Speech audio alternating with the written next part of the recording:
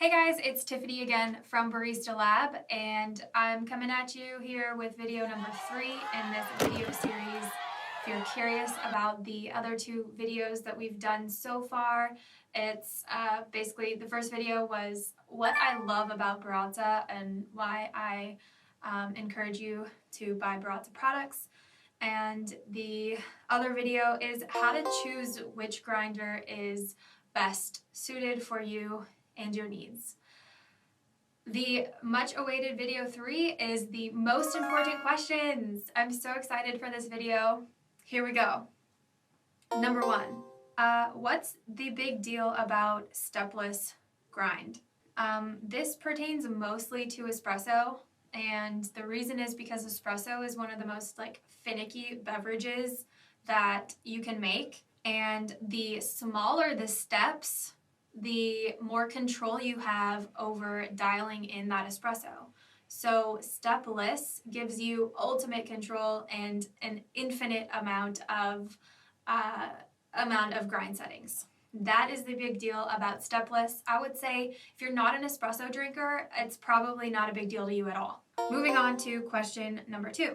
What is the big deal about grinding by weight? So I mentioned this in video 2.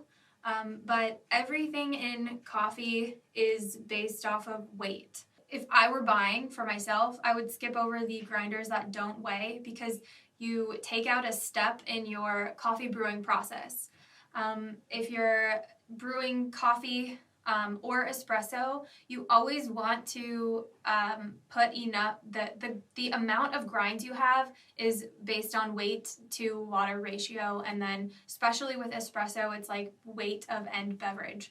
So if you can eliminate the step of having to weigh your coffee before you grind it or after you grind it, then you're basically having like a seamless coffee brewing transaction there. Okay, question number 3. Why is grind consistency important? You will hear on all of the videos, Baratza videos and other grinder videos, oh, this one has a more consistent grind than that one, and you're probably thinking oh yeah, that's really important, but you're like, why? Why does it matter? I'll tell you this much. So the finer the grind, the more extraction there will be. The coarser, the less extraction there will be. So let's say you're brewing something and let's say you're brewing for I'm going to try to keep this real easy and real simple. So if you have a consistent grind, it's all the way through the grind is just the same size all the way through, then you're going to get a end result or an end cup that tastes like it should.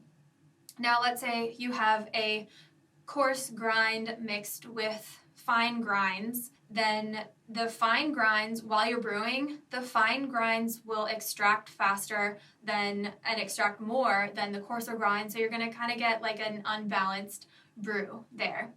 I was really slumming it for a while using a blade grinder.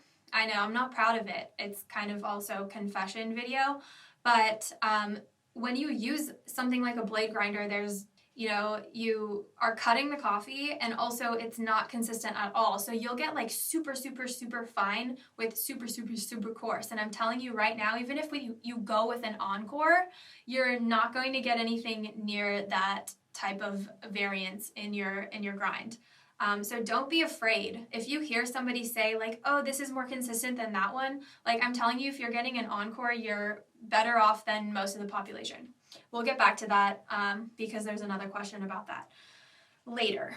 Okay, question number, not sure what we're on right now, but next question is, what do I need to know about the motors? Okay, so you'll hear people say and you'll also hear read in the descriptions information about the motor, and you're like, yeah, that sounds great, but what does that really mean to me? Okay, so here's the thing.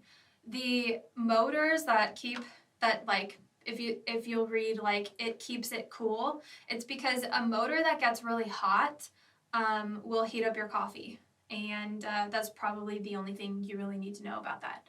So you're looking for a motor that stays cool, and these all have cool shutoffs but it won't overheat, meaning it'll protect your grinder and make it last longer, but also it will make your coffee, it'll keep your coffee cool. So it's not like you're cooking your coffee while you're grinding, which is great. None of these products do that. Here's another, like, why do people talk about clumpiness or fluffiness of grind? I would say, again, this probably has to do with the finer settings, and we're talking about espresso here. Like I said, in the first answer is espresso is the most finicky beverage. It's the hardest to get a good end result. And one of the things about like clumpiness is you want to make sure that when you're brewing espresso, like no channeling happens. And if there's like clumpiness instead of fluffiness in the grind, you have less control over that end result. Would you get a dedicated coffee and an espresso grinder, or would you get a dual use? Personally, I'm for the dedicated coffee and dedicated espresso.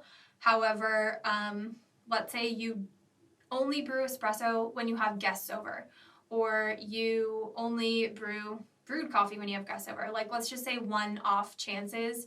Maybe you're not having an espresso in the morning and then filter coffee in the afternoon, or filter coffee in the morning and espresso at night. Then I would say get the dual use. Get the grinder that gives you the most versatility.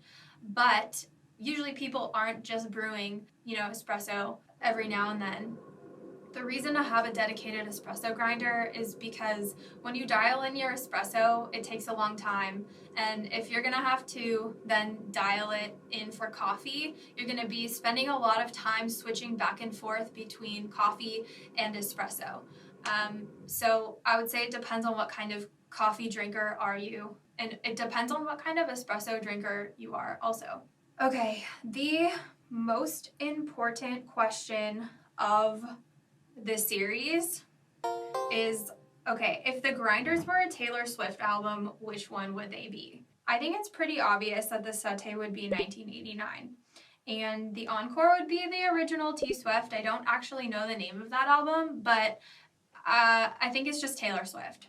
The Virtuoso Plus, I think, would be the Red, and the Vario would be the Speak Now, and the Forte would be Lover, because, all things up until now, I feel like Lover is just really, kind of brought everything together, and that's what I think about the Forte. Stay tuned for video number 4, which is coming up next, and it's where I do a comparison of Baratza versus like Capresso or Breville, which often come up together when you're searching for a burr grinder, either on the internet or on Amazon. So please leave any comments or questions below. Maybe you have your own important questions, and we can answer that in another most important question video. Bye, guys.